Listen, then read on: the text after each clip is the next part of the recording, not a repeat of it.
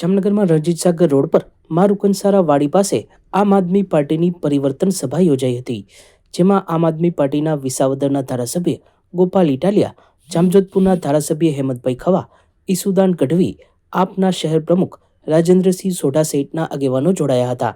આ તકે ઈસુદાન ગઢવી તથા ગોપાલ ઇટાલિયાએ શાસક પક્ષ પર શાબ્દિક પ્રહારો કરી આમ આદમી પાર્ટીના લક્ષ્યાંકો વર્ણવી આગામી ચૂંટણીમાં આમ આદમી પાર્ટી માટે જન સમર્થન સંપાદિત કરવાનો પ્રયાસ કર્યો હતો।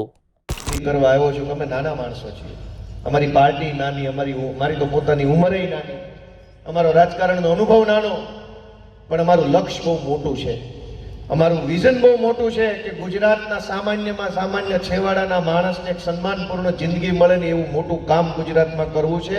એ લક્ષ્ય લઈને તમારી પાસે આવ્યા છીએ। તમે એમાં એક જરાક આશીર્વાદ આપશો તો અમે વધુ સારું કામ કરી શકીશું। दोस्तों साहब, आजादीनी लड़ाई હું કામ લડાણી?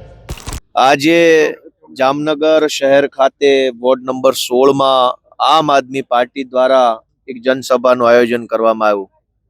જે રીતે વિસાવદર વિધાનસભાની જીત પછી ગુજરાતભરમાં લોકોને આમ આદમી પાર્ટી સાથે જોડાઈને ગુજરાતમાં પરિવર્તન કરવા માટેની એક આશા જન્મી છે, એક ભરોસો આવ્યો છે।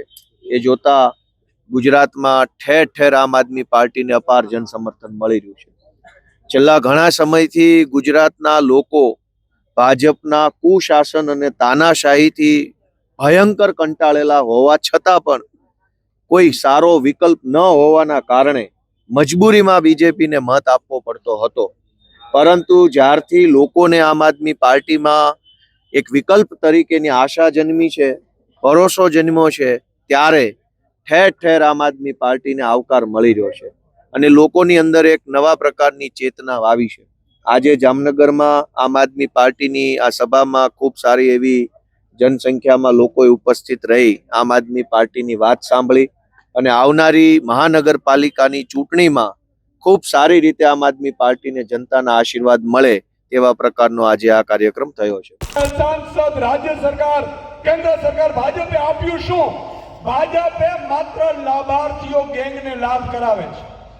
જામનગરના વોર્ડ હોય, ઈ વોર્ડના જે પદાધિકારીઓ હોય, કોર્પોરેટરો હોય, ઈ સાયકલથી ફરતા હશે, ઈ અત્યારે મોટી મોટી ગાડીઓમાં મોટા મોટા ધંધા કરતા હશે। શું કામ ખબર?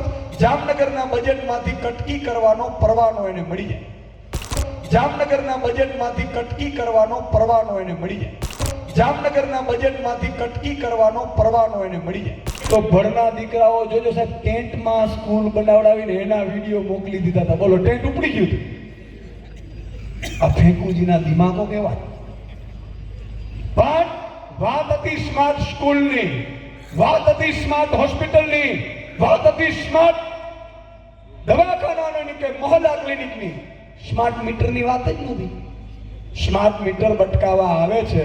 મને ભાજપ પડાય હમણાં કીધું, મેં કીધું ભાઈ કેમ બંધ કરી દીધું સ્માર્ટ મીટરનું કામ? મને કે આ ચૂંટણીમાં નુકસાન થાય એમ છે। તાજેતરમાં જામનગરમાં આમ આદમી પાર્ટીના કોર્પોરેટર અસલમ ખિલજી ઉપર હુમલો થયો હતો, જે પછી તેમની શસ્ત્રક્રિયા કરવામાં આવી હતી અને હાલ તેઓ આરામ હેઠળ છે। આજે આમ આદમી પાર્ટીના ગુજરાત પ્રમુખ ઈસુદાન ગઢવી તથા ધારાસભ્યો ગોપાલ ઇટાલિયા, હેમંતભાઈ ખવા સહિતના આગેવાનોએ અસલમ ખિલજીની મુલાકાત લઈ તેમના ખબર અંતર પૂછ્યા હતા।